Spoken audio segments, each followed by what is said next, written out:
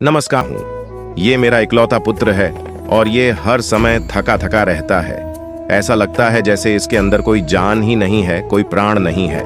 इसका स्वभाव भी काफी चिड़चिड़ा हो गया है। अगर हम इससे कुछ भी कहते हैं तो ये हमारी छोटी छोटी बातों पर गुस्सा हो जाता है। इसके देखने की क्षमता भी उम्र से पहले ही कमजोर हो गई है और इसके बाल भी सफेद पड़ने लगे हैं। इतनी कम उम्र में इतनी बड़ी उम्र का लगना मुझे तो कुछ समझ नहीं आ रहा। इसके साथ हो क्या रहा है तथागत।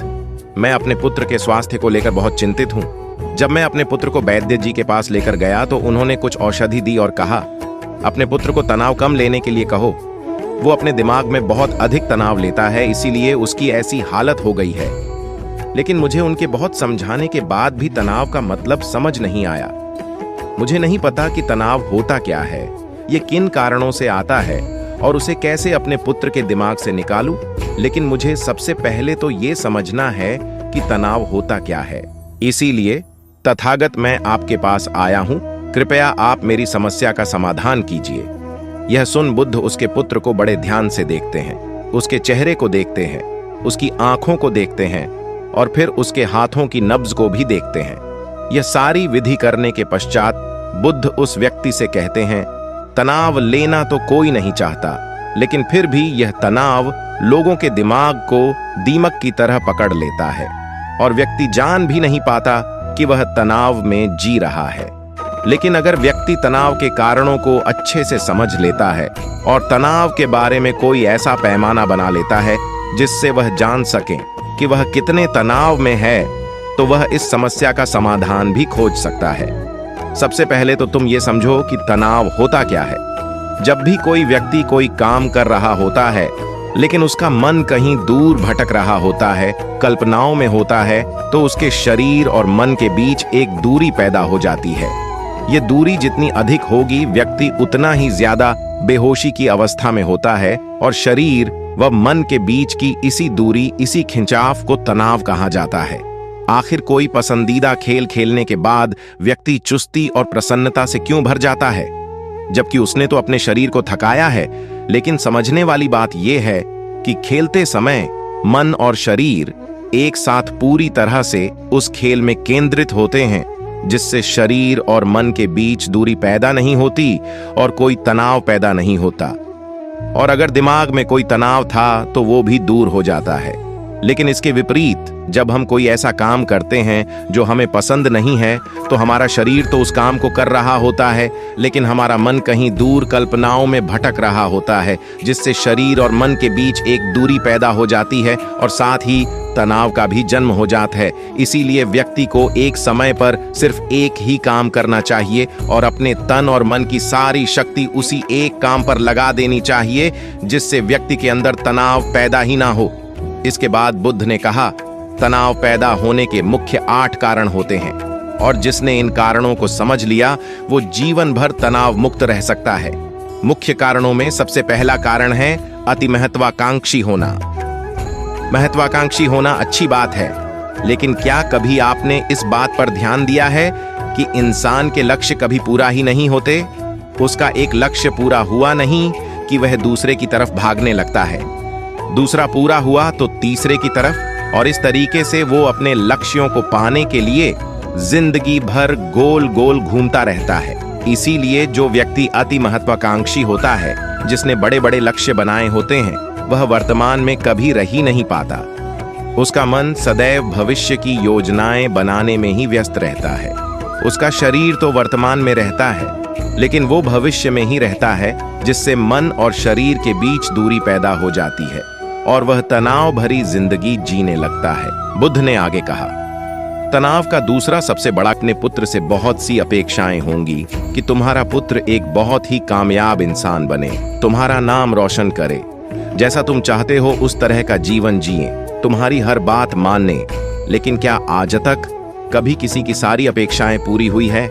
जब भी कोई व्यक्ति किसी दूसरे से कोई अपेक्षा रखने लगता है तो वो अनजाने में अपने लिए तनाव पैदा करने लगता है। जरा सोचो कि अगर तुम्हारा बेटा तुम्हारे अनुसार काम नहीं कर रहा और वो नहीं बन पा रहा जो तुम उसे बनाना चाहते हो, तो निश्चित रूप से तुम्हारे दिमाग को तनाव पकड़ लेगा। तुम तनाव से भरा जीवन जीना शुरू कर दोगे। और इस तनाव के बस में आकर तुम ऐसा व्यवहार करोगे, ऐसी बातें करोगे कि तुम्हारा अपने पुत्र के साथ संबंध और भी खराब होता चला जाएगा। इसीलिए व्यक्ति को जितना हो सके उतनी कम अपेक्षाएं दूसरों से रखनी चाहिए, और अगर पूरी तरह से तनाव मुक्त रहना है तो दूसरों से अपेक्षा रखना ही बंद कर दो। इसके बाद बुद्ध ने कहा कि शारीरिक कष्ट भी इंसान के तनाव का एक कारण होता है।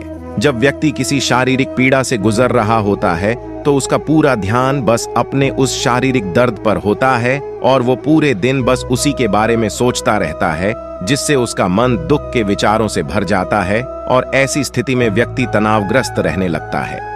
यह सुन उस व्यक्ति ने कहा कि हे बुद्ध, शारीरिक दुख तो किसी भी व्यक्ति को हो सकता है, तो फिर क्या हुआ?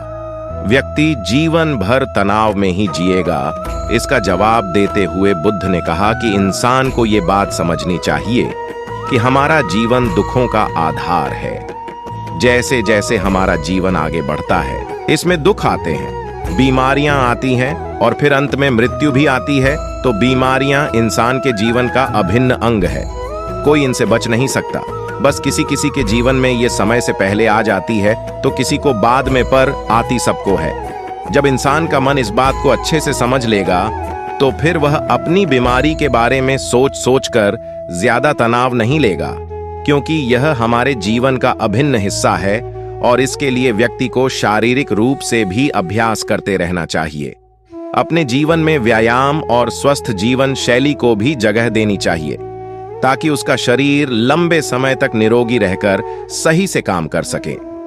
तनाव का अगला कारण होता है अपनी योजनाओं को समझने के लिए समय न देना। कुछ लोगों के दिमाग में कोई विचार आया नहीं है कि वो बिना सोचे समझे उस पर काम करना शुरू कर देते हैं, और जब उस काम में उन्हें असफलता मिलती है तो वह तनाव से भर जाते हैं, क्योंकि उन्होंने उस काम को शुरू करने से पहले उसके बारे में पूरी जानकारी इकट्ठा नहीं की थी। इंसान को कोई भी काम शुरू करने से पहले उसके अच्छे और बुरे परिणामों के बारे में ठीक से सोच विचार कर लेना चाहिए। इंसान को इस बारे में भी सोच लेना चाहिए कि अगर ये योजना सफल नहीं हुई तो फिर इसके बाद मैं क्या करूंगा। इसलिए व्यक्ति को अपनी योजनाओं को ठीक से समझने के लिए पूरा समय देना चाहिए ताकि बाद में उस योजना की वजह से तनाव पैदा ना हो। तनाव का सातवां सबसे बड़ा कारण होता है टाल मटोल करना, आज के काम को कल पर टालना। आप लोगों ने ये कहावत तो सुनी होगी कि आलसी इंसान के शरीर का सबसे बड़ा शत्रु है। इंसान आलसी की वजह से आज के काम को कल के लिए टाल देता है और फिर काम को टालना उसकी आदत बन जाती है। काम को कल पर टालने वाले व्यक्ति का काम कभी भी समय पर पूरा नहीं हो पाता, और अगर किसी तरह से पूरा हो भी जाता है तो वह उतना अच्छा नहीं हो पाता जितना अच्छा उसे किया जा सकता था, और फिर यह बात व्यक्ति के अंदर तनाव पैदा करती है। लेकिन काम को टालना या काम को एकदम अंत समय पर करना एक आदत है, इसीलिए व्यक्ति ना चाहते हुए भी बार बार अपनी इस आदत का शिकार बन जाता है और काम को टालता रहता है, और फिर जब काम की समय सीमा पास आ जाती है तो वह तनाव से भरकर काम को पूरा करने का प्रयास करता है। इसीलिए तनाव मुक्त रहने के लिए व्यक्ति को काम को टालने की आदत छोड़नी पड़ेगी, और यह तभी संभव है जब व्यक्ति काम को समय से पहले खत्म करने का निश्चय करे। सबसे आखिरी और सबसे प्रमुख कारण जो तनाव का होता है वो है ज्यादा सोचना। लगातार सोचते रहना भी एक बीमारी है, और यह उस व्यक्ति में सबसे ज्यादा पाई जाती है जो कपोल कल्पनाएं करता है, जो अतीत की घटनाओं और भविष्य की बातों के बारे में सोचता रहता है, जो बेवजह के अनुमान लगाता रहता है। इसीलिए व्यक्ति को ज्यादा सोचने की आदत पर लगाम लगाना चाहिए।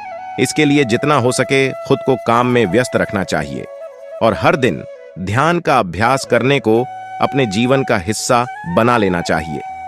बुद्ध के मुंह से यह सारी बातें सुनकर उस व्यक्ति ने हाथ जोड़कर कहा, बुद्ध, मेरा पुत्र तो अभी मात्र 21 वर्ष का ही है और इसमें अभी इतनी समझ भी नहीं है कि यह आपकी बताई सारी बातों का एक साथ पालन कर सके। आप कृपया करके तनाव मुक्त रहने का कोई आसान सा तरीका बता दें जिससे मेरा बेटा उसका अनुसरण भी कर सके और तनाव मुक्त भी रह सके। उस व्यक्ति की यह प्रार्थना सुन बुद्ध ने कुछ सोचते हुए जवाब दिया, अगर तुम इतनी सारी बातों का पालन नहीं कर सकते तो इसके लिए एक बहुत ही आसान विधि है। तुम एक बार में एक काम को करने पर ध्यान लगाओ, यह सोचो कि तुम अभी भी काम कर रहे हो। उस समय पर सिर्फ उसी काम को करो, सिर्फ उस पर ही अपना पूरा ध्यान लगाओ। और अगर तुम्हारा मन इधर उधर भटक जाता है तो जैसे ही तुम्हें याद आए उसे वापस फिर उसी काम में लगा दो। ये सबसे आसान और अच्छा तरीका है तनाव मुक्त रहने का। जब तुम भोजन करो तो उस समय सिर्फ भोजन ही करो, उसके पूरे स्वाद का आनंद लो, उसे अनुभव करो। जब चलो तो अपना पूरा ध्यान सिर्फ चलने पर लगा दो। इससे तुम्हारा मन और तुम्हारा शरीर दोनों एक जगह पर केंद्रित रहेंगे। दोनों के बीच दूरी पैदा नहीं होगी, जो कि तनाव का मुख्य कारण होती है। दोस्तों, आज की युवा पीढ़ी एक ही समय पर 2-2, 3-3 काम करने के आदी हो चुकी है। जैसे फोन पर बात करते हुए गाड़ी चलाना, खाना खाते हुए टीवी देखना या फोन चलाना। और फिर इनकी शिकायत रहती है कि मैं तनाव में जी रहा हूं, मेरा मन शांत नहीं रहता है, मैं चिड़चिड़ा सा हो गया हूं। जब कोई व्यक्ति एक ही समय पर 3-3 काम करेगा तो तनाव पैदा होना तो स्वाभाविक है, क्योंकि दिमाग तो एक समय पर पूरा ध्यान लगाकर सिर्फ एक ही काम कर सकता है। पूर्ण रूप से एक ही समय पर 2 कामों पर ध्यान कभी नहीं लग सकता। इसीलिए जहां तक संभव हो सके एक समय पर सिर्फ एक ही काम करने का प्रयास करें, वो भी पूरे ध्यान के साथ। दोस्तों, उम्मीद करता हूं कि आपको इस कहानी से एक अच्छी सीख मिली होगी। यह कहानी आपको कैसी लगी हमें कमेंट बॉक्स में कमेंट करके जरूर बताएं, और साथ ही इस कहानी को अपने दोस्तों के साथ जरूर शेयर करें ताकि उन्हें भी इस कहानी से कुछ सीखने को मिल सके। धन्यवाद।